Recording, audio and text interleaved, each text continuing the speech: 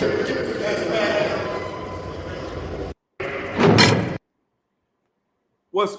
good, YouTube? Now y'all already know what time it is. I'm coming back up in here with the one and only Ferguson Chronicle, man.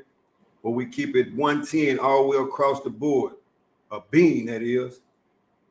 Today, man, I have in studio an individual by the name of Mr. King Shoo. He's no stranger to the internet. Everybody know his name. In other words, he's a household name on this particular circuit, which is the internet. But before I bring him in, I want to say this. I want you to go to www.com, OG Hollywood Speaks, man, and get that Savage Drive gear. Because you have to be a savage to make it in this world, man. And you also have to have the drive, right? Today, Mr. Blue Hands in the building, man, to show the other side, right? That he's an intelligent black man in America. Like I said, he's here today to tell and show he's an intelligent black man in America, man. So without further ado, let's tap in with Blue Hands, please. What's good, Han? What's up, OG Hollywood? Oh, man, like I was telling the people, man, I'm just bringing you in, man, to get your spiel, man, on we want to show that other side, man. Yeah. You're not no stranger to the internet. You're a household name on this internet. You've been on here for quite some time. So, you know, the people know who you are, right? Right. And for the people that don't know you, which is probably very few, go ahead and give them a small overview of who you are, where you're from, man, and what your upbringing was like. Right.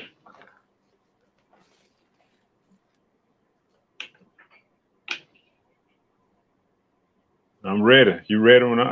It's on me? Yeah, it's on you. Shoot. Oh, yeah, man. Y'all already know, man. Port Arthur raised, man. Oh, small town, big nuts, man. Know what I'm talking about? And I ain't saying that in the, a boastful fashion, man. That's just what it is, man. When you're a small town individual, man, I mean, it just, you known just for that. You small town, you stand on your business, man. You try to keep it silent, because you got, it's a lot against you. You're up against a lot when you're from a small town, man. And I'm gonna let y'all know what I mean by that later on in the story or whatnot. But yeah, that's where I'm from, Port Arthur, man. A lot of y'all know me. Blue Hands, you know what I'm saying? But I'm coming at y'all like OG Hollywood said today, man. I'm gonna give y'all King Shoo, man. You know what I'm talking about? Y'all can find Blue Hands in the Dayroom or something, man. But this, like Hollywood say, this a whole different ball game right here, man. Today, we giving y'all King Shoo, man. The knowledge been inspiring noble, God-fearing soldiers. I'm been open-minded and open-hearted, man.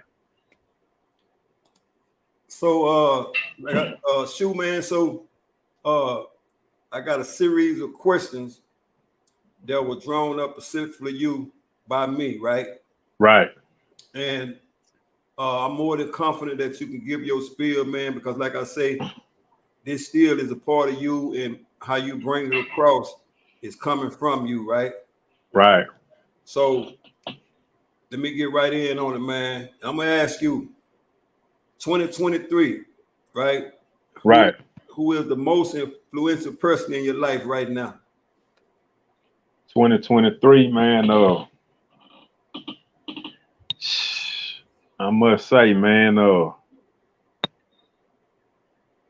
at this point in time, I have to say my mother, man. I have to say my mother, man. Being that, me being who I am, me coming from where I come from, me being raised how I was raised. I heard your story, Hollywood, and I never knew that, but, listening to your story the other day, man, about your mother, you know what I'm saying? I was like, wow. But I can only imagine, but, I understood it, and my mother, man, she a strong woman, man, 76 years old, man. She a strong woman, man, and I put her through a lot in this life. Is my phone frozen? No, you good. Let's go.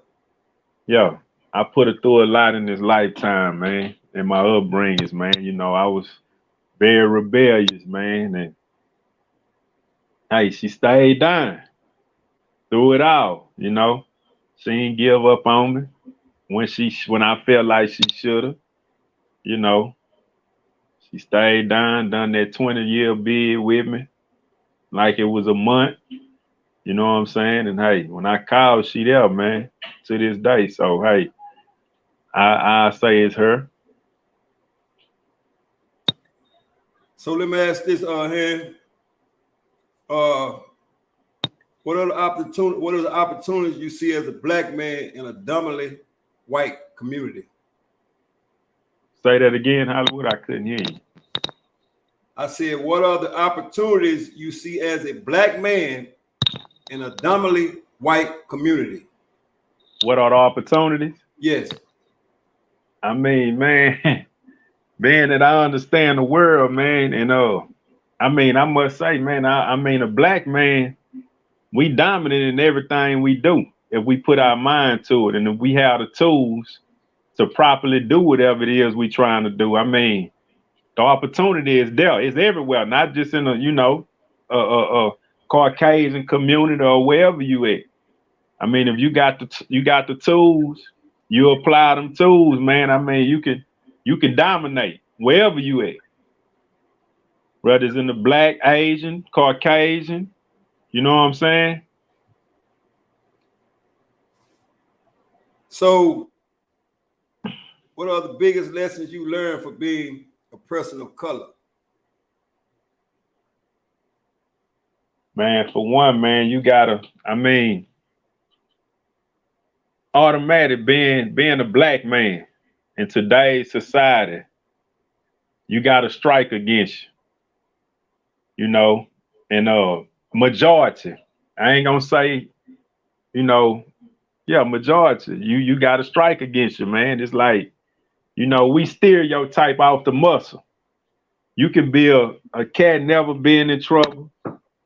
You got everything you work hard for and earn righteously in this world, but I mean, just that color, man, they gonna stereotype you, man. If you riding around in a Rolls Royce that you earn through working, you can be a doctor or whatever it may be, man. They gonna say you're selling drugs, man. That's the first thing gonna come to their mind. Oh, he's a drug dealer. So with that being said, man, I mean, it's hard for some. It's hard for some, but I don't pay it no mind because, like I just said, man, I'm here to dominate in whatever I do. You know what I'm saying? And that's motivation for me. I feel like I overcome it no matter what. If you could change anything from your past, what would it be? If I could change anything from the past, it would be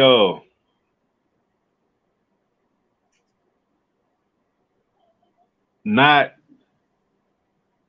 no, not I wouldn't say that. I was finna say, you know, not taking a life, you know, under the circumstances that it transpired. But if that wouldn't have happened, I wouldn't be who I am today. You know what I'm saying? So I take that back, but it would be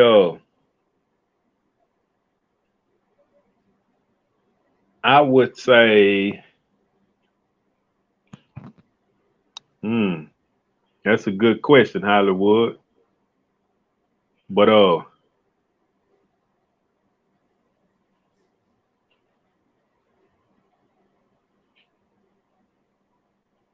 if I can change anything from the past, right?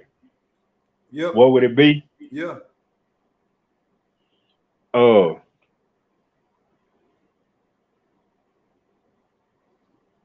I can change anything from the past, I would say my experiences and affiliations with individuals.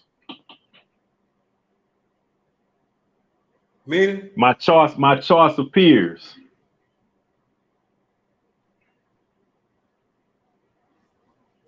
So, what is the one piece of advice you wish to give any other young black man? Man, I would say this here, man. If you headed down the right direction and on the right path, man, stay in that lane. Don't swerve in no other lane, man. That ain't where that you feel like you belong.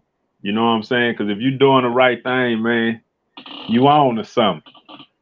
You own to something. You know, once upon a time, we all was doing right, but somewhere down the line, we swerved into a whole nother lane, man, and it cost us either uh a nice portion of our lifetime of incarceration or death or whatever the case may be, man. But it's one decision, you know, life based on choices and decisions, man. So, you know, I would say, man, stay in your lane, man. Keep doing the right thing. That's to anybody, you know, in general. So, at what time and point did King Shoo go left? Man, I was in elementary. I was in elementary, man, and at this time I stayed on the east side of Port Arthur. So where I stayed, though, they still considered the west side, but technically it's the east side. You know, but I went to a west side school, which is where the projects was in Port Arthur. You see what I'm saying? So, you know, coming from a household and not the projects and all that, you know, you had guys from the projects felt like they had a little more energy than us. You know what I'm saying? They was a little tougher than us, man. So I must say it was hard because I had to fight almost every day. You know what I'm saying? And guess what it was? You know, so it started off like that, just small thing, getting in trouble at school, you know, and that's where my problem started, in school. It didn't start, I wouldn't say it started at home, but it started at school, you know, on that note.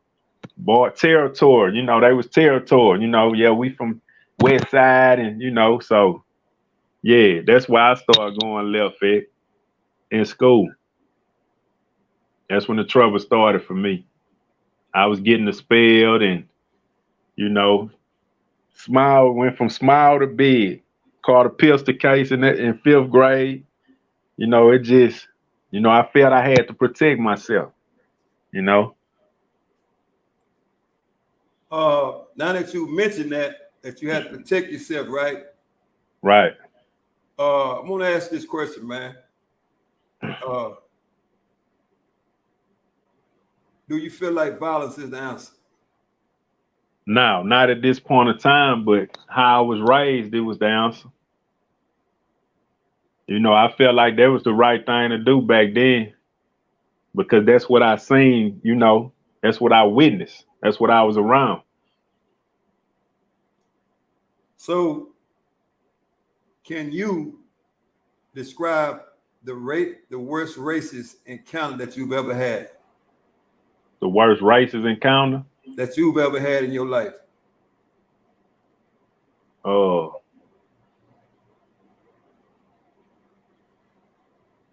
In the free or incarcerated, just in general? Just in general. Let's see,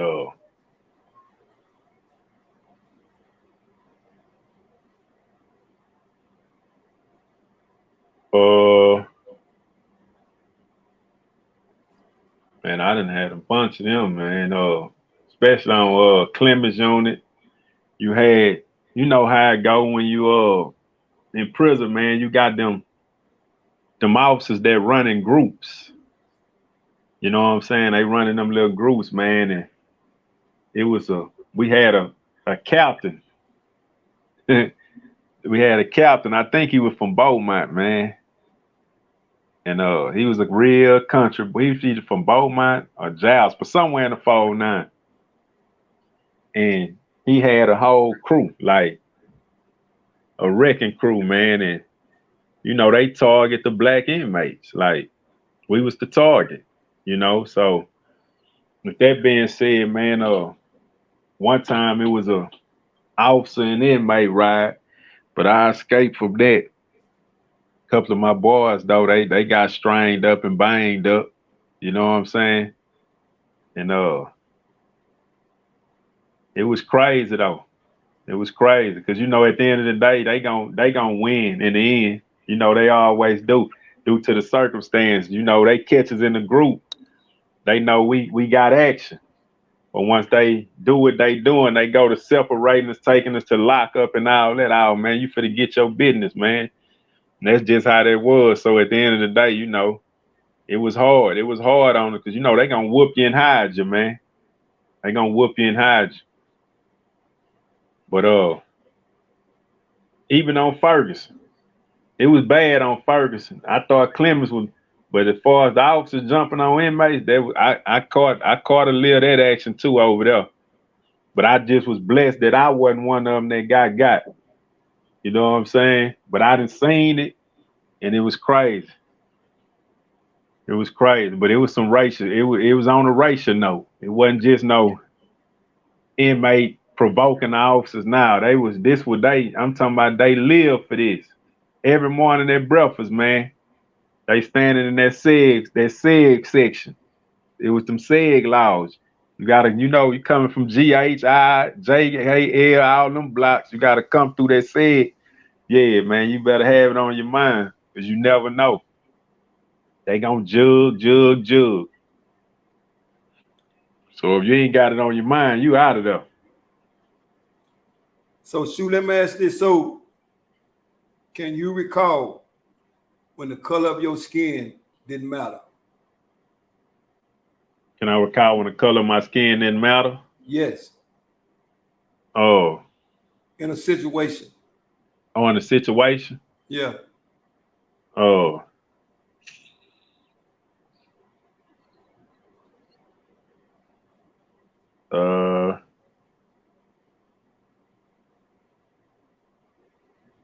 Yeah, my situation. Yeah, I feel like well, no, I got a better situation where the color of my skin didn't matter, man.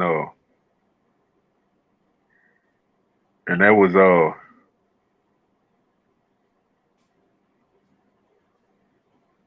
one night, no, I ain't gonna talk about that because you know we're on this internet. But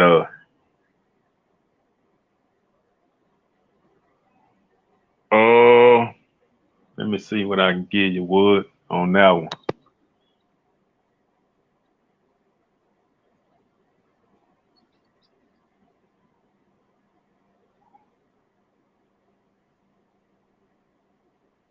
Ferguson, G Block Dayroom. We had a ride, man, with the white boys and Mexicans. We had a ride with the white boys and Mexicans, man, and you know it was like and the crazy thing about it,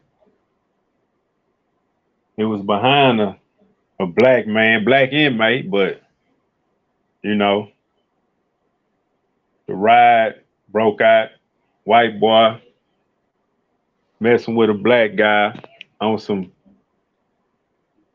they had some kind of activity going on, man, and the white boy felt like he owned the black guy, the other black inmate. You know what I'm saying? And we end up, you know, in the day room with the situation. And the Mexicans felt like, you know, hey, we gonna ride with the white boys. And that situation was crazy.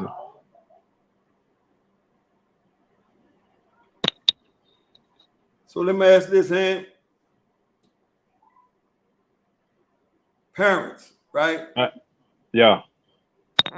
And the reason why I'm asking this here, man, because like I said, I want to show another side of it. People just used to you seeing or being on the internet when it's controversial situations. Right. And you speaking on those type of things, right? Right.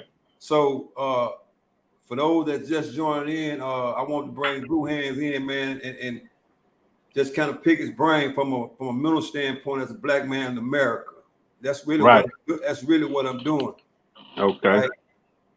So let me ask this. So what's your parents stop teaching their children? What's your parents stop teaching their children? Yeah. I would say, and it's crazy to say this, but you know, I believe you mean it in general or black folks? In general. In general, Yes.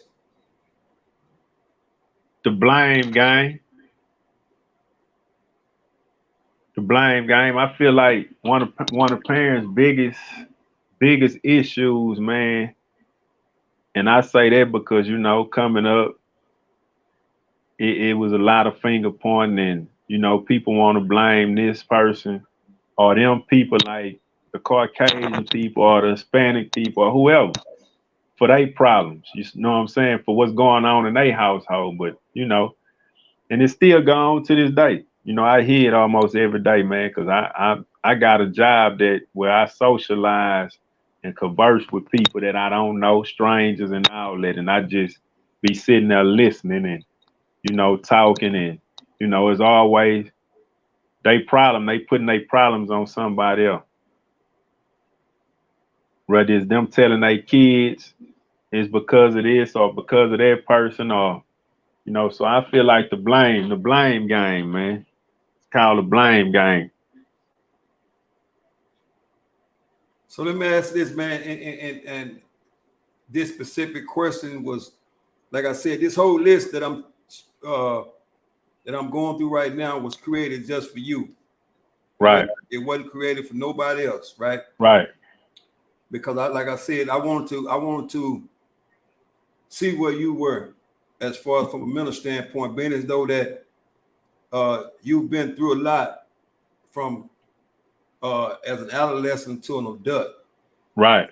And sometimes my mind just don't fully develop. Sometimes we have to go back and forward and think about things and to grab hold on a lot of things, because as you see, if a man has been incarcerated for a certain period of time, whether he want to believe it or not, he still have ties to his incarceration.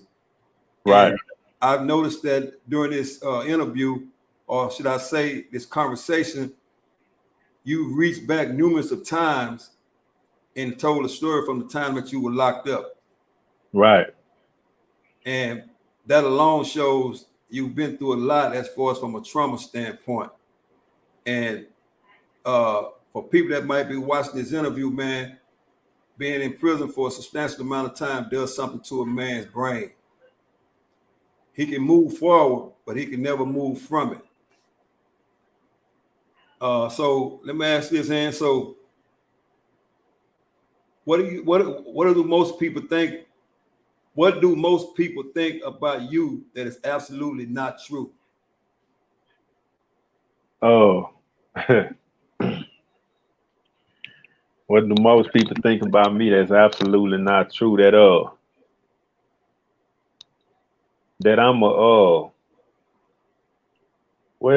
I can't really say, man, as far as in real life Hollywood, because I'm loved by a lot and hated by a few, man. And but you know, as far as those who do have their opinions of me, or it ain't what they know, is what they done heard. It ain't nothing they observed. So with that being said, I would say that a bad guy. That's how I can just put it in the simplest form, man. They think I'm a bad guy. Why? I don't know. But it's something I'm not. You know what I'm saying? Far from it. What's the best thing about being a black man? Best thing about being a black man, man, I can speak individually as far as myself. I feel like this. I'm a proud black man, man. I know one thing. A black man, 99.9% of black men, man, we ain't scared of nothing. We gonna go out and get it and make something happen. by any means. You know, I hate to say it like that, but it is what it is. We keeping it real, right? By any means, we gonna go out there and get it. We survivors. We got big hearts, man. We natural born leaders. You know, yeah. We dominant. We dominant individuals in everything.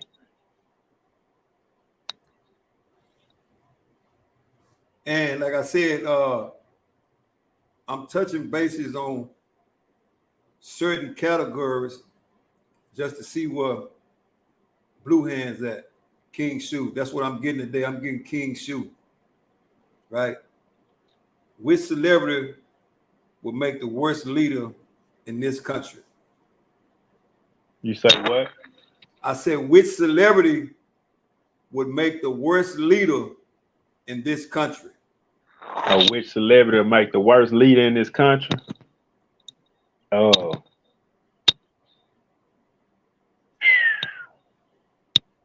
I would say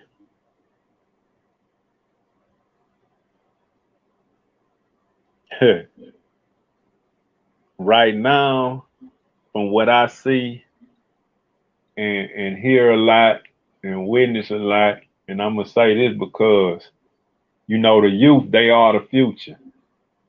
You know what I'm saying? So with that being said, I would say NBA young boy. NBA young boy, because he's a very impactful individual when it comes to the youth, man. He got millions and millions and millions that love him and follow his lead. And that's big on him. So if he was to become a leader, he'll be the worst. He'll be the worst, I feel. The Now, direction he, you know, with what he doing and what he about in today's time, you know. now this is a touchy question. And once again, man, you know, people got a right to voice their own opinion, unless it's about that person. Right. Right. So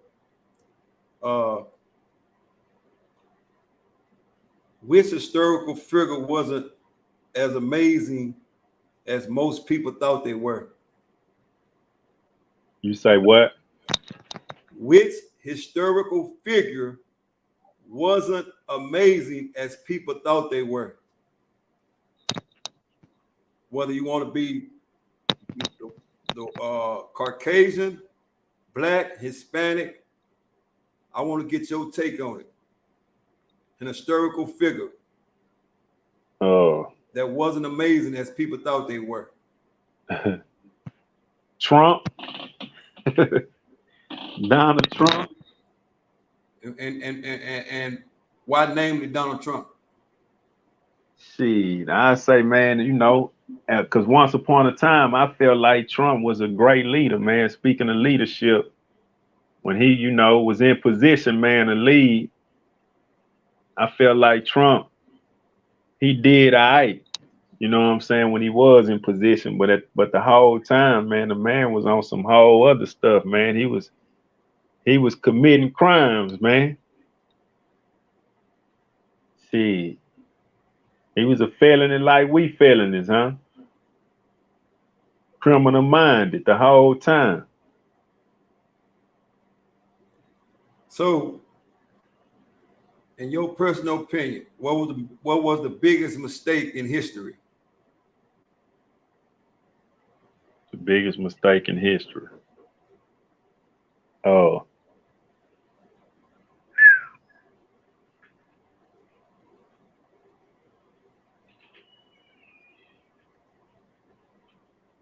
The biggest mistake in history.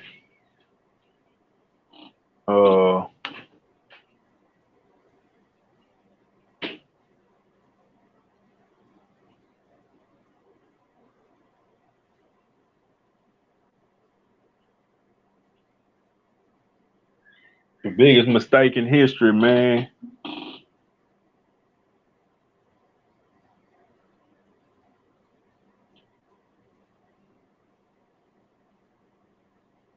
killing Malcolm X. I feel like that was the biggest mistake in history, man, killing Malcolm X. Because I feel like if Malcolm X would have still been here and he would have got in position to lead the black race, man, I feel like he would have got in position to lead the black race, and the black race would have been better off with an individual like that, being alive and being able to put everything he had to offer into the universe, man. And I feel like I say that because that's the direction he was going, and that's what led to his death. That's what the people didn't want. The black people to be woke up from the blind. But Malcolm X believed in violence. Huh?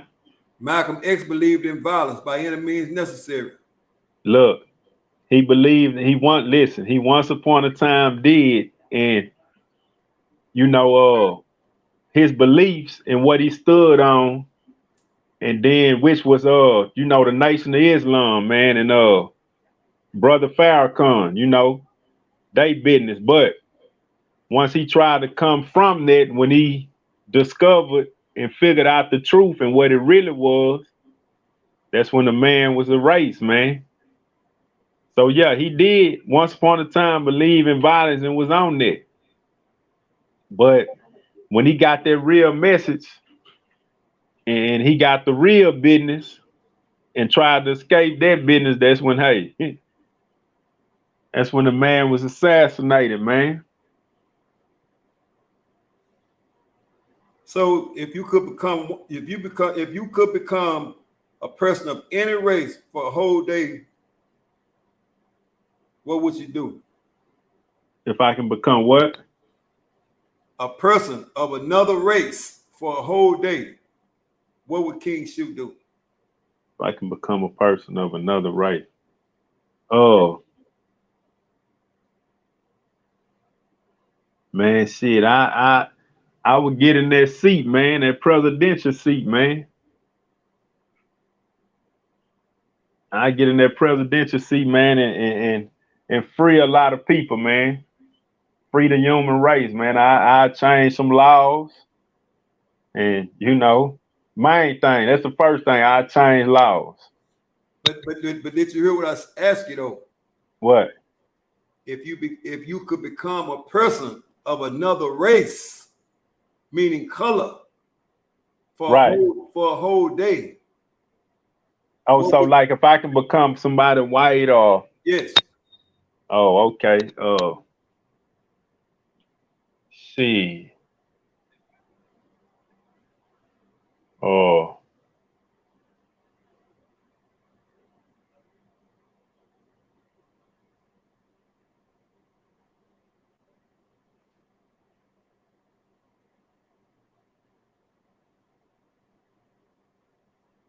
Man, I become Bill Clinton, man. A white man.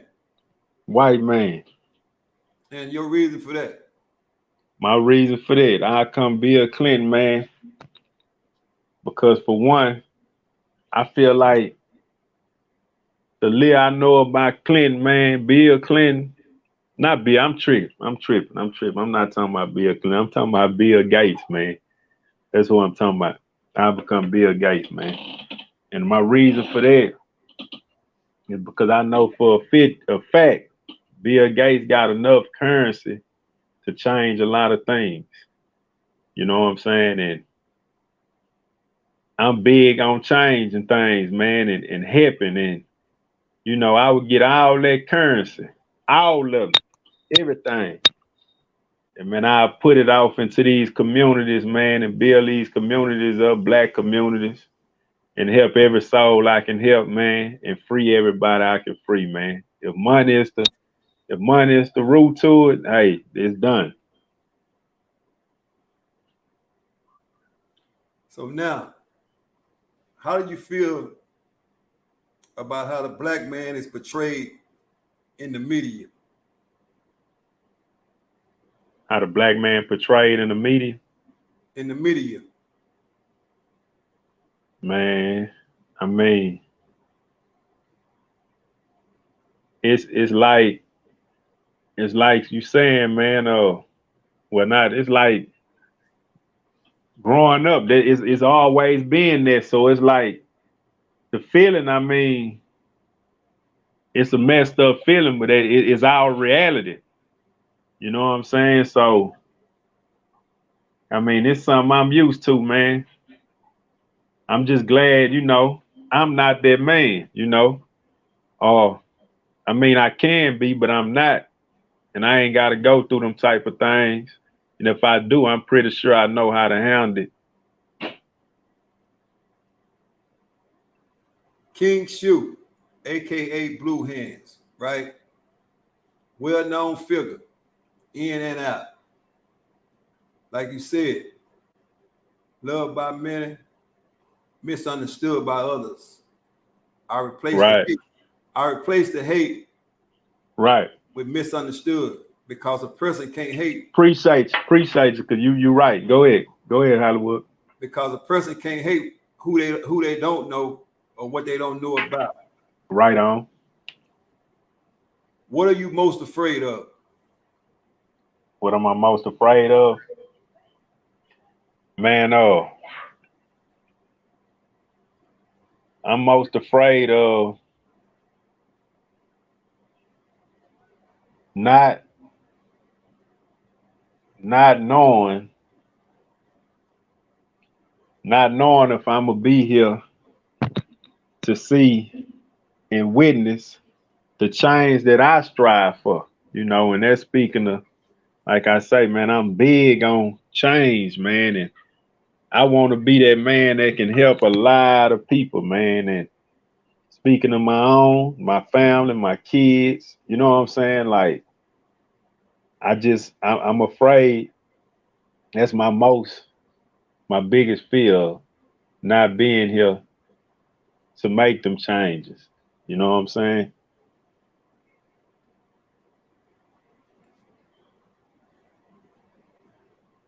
What kind of people do King Shoo like?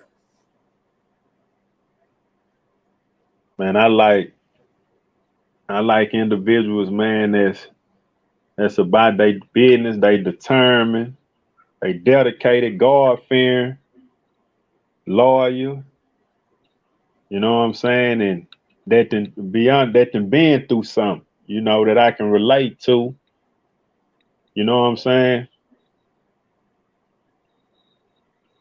That then been struggle brothers, struggle sisters, whatever the case is, the life I can identify with, and they can identify with mine. Let me ask this, Shoo. Since your release from the Texas Department of Criminal Justice, right? Right. What are some of your problems and some of your benefits? Man, my biggest problem, man, was being loyal to some that wasn't loyal to me, being loyal to individuals that wasn't loyal to me. That was my biggest problem upon my release. And I benefited a lot, man. I mean, came home, 2 beautiful kids, experienced marriage, uh, things I wanted, you know how it was coming up, man. Things I didn't get to get when I was younger, and I always dreamed about it and being like, man, I want that one day in my life. Ooh, my dream cars, things of that nature. Having my own crib, just, I benefited all that. I obtained all that, you know. So yeah. I'm gonna ask you this, man, and you can answer it or you don't have to answer. Like I said, I've seen you did many interviews before, but no questions like this about King Shoo versus Blue Hands, Right. right? And I think they was missing something. And that's the reason why I did this today. Growing up in PA, right? Right. Gang affiliation, right? Right.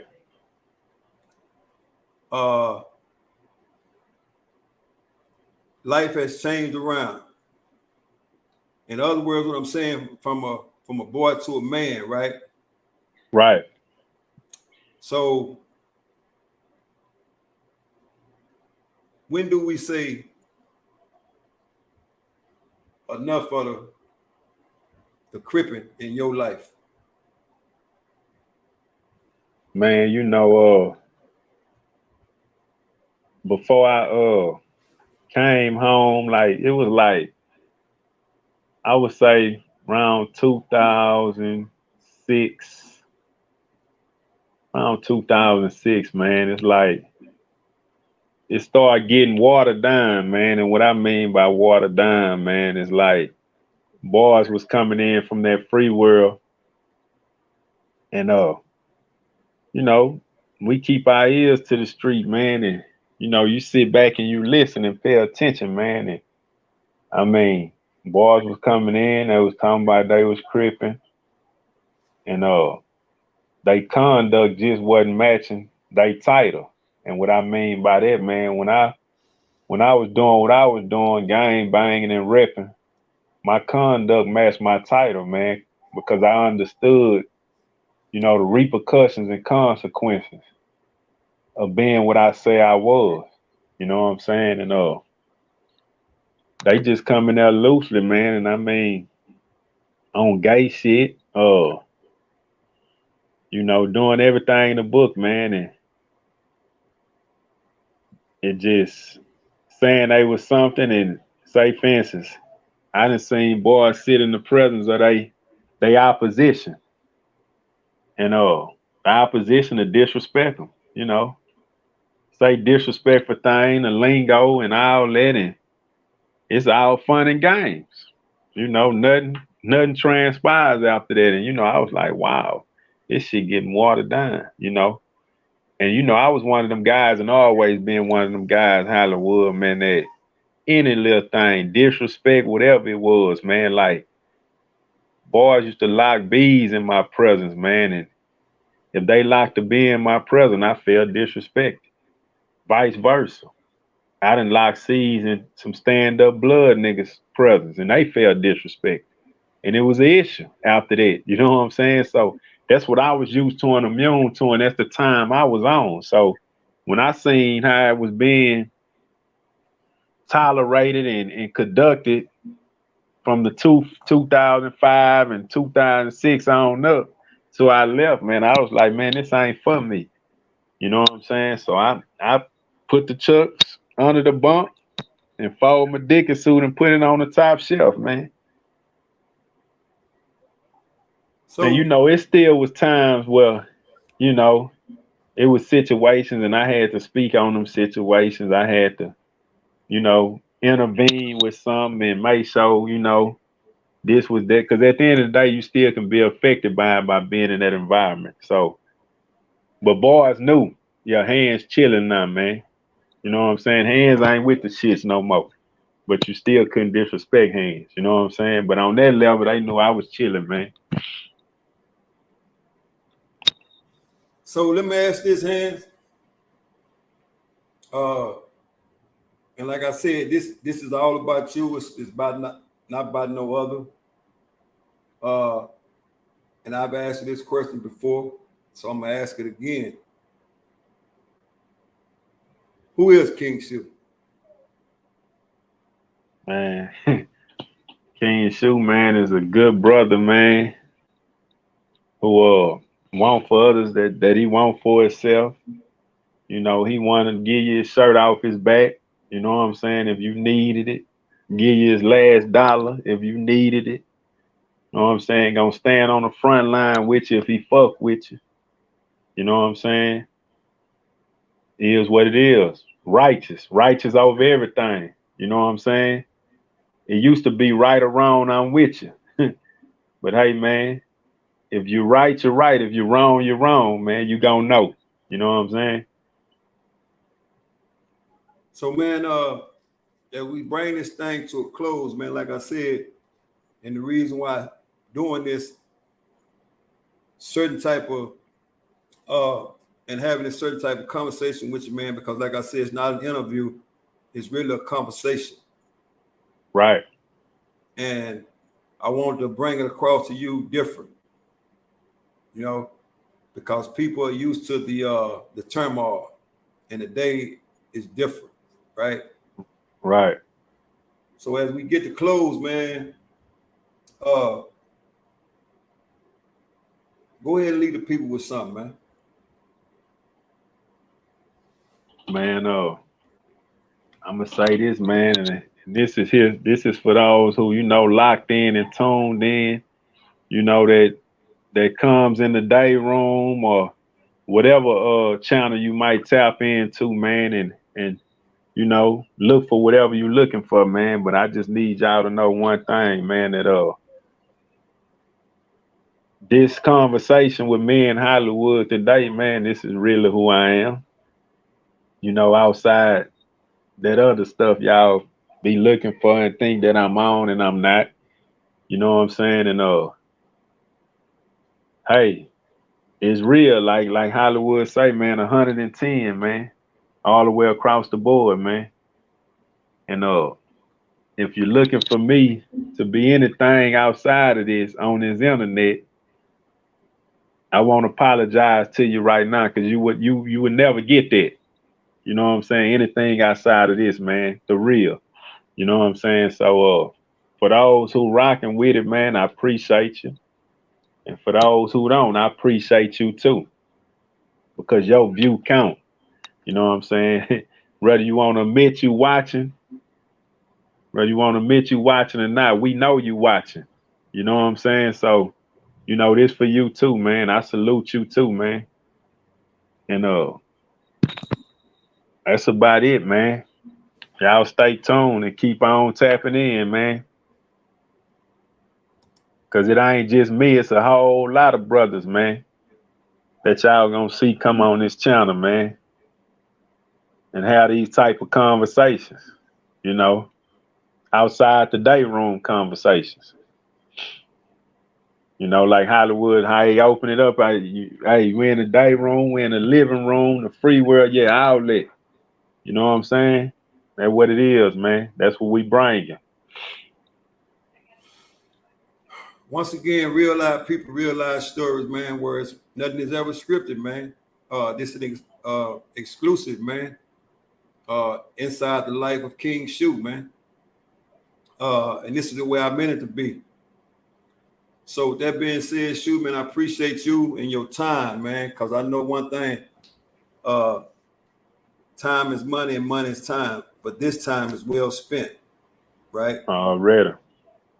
So until next time, man, salute, homie. All right, OG Hollywood. Appreciate you, bro. Facts. Once again, real life people, real life story where nothing is ever scripted, man. I just want you to get an inside view of King Shoo and what he stands for, right? Other than what you see on the internet. Like I said, you can't hate a person that you never know or you've never met. He can only be misunderstood, right? Just like any other person can be misunderstood. But until next time, man, keep your head up, stay blessed, and stay free. Salute.